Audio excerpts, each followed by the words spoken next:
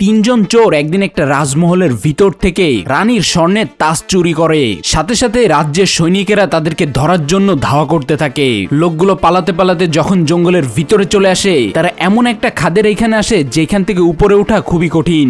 তাদেরকে একজনের আরেকজনের উপর দিয়ে উঠতে হবে। দুইজন মোটা মোটা মানুষ মিলে যখনই চিকুন ছেলেটাকে উপরে উঠিয়ে দেয়, তখন সে নিচে থেকে মোটা দুইজনকে না উঠিয়ে নিজে তাজটা নিয়ে পালিয়ে যায়। সে তার নিজের সাথীদেরকেও ধোঁকা দিয়েছে। এইদিকে ছেলেটার পিছনে সৈনিকরা পড়ে যায়।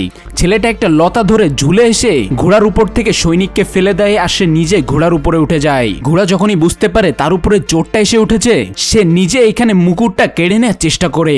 ঘোড়াটার এত বুদ্ধি ছিল, তাদের এই দুইজনের কারাকারির ভিতরে মুকুট থাকা ব্যাগটা গিয়ে পাহাড়ের খাদে একটা গাছের গায়ে বেঁধে যায়। তখন ঘোড়াটা এই মুকুট উদ্ধার করার জন্য এই গাছটার উপর দিয়ে চড়তে থাকে। চোরটা নিচে যাচ্ছিল। দুইজন যখন এই গাছের মাথায় গিয়ে ব্যাগটা ধরে ফেলে, তাদের দুইজনের ওজনের কারণে গাছটা ভেঙে নিচে পড়তে থাকে। তারা দুইজন দুই দিকে গিয়ে পড়ে।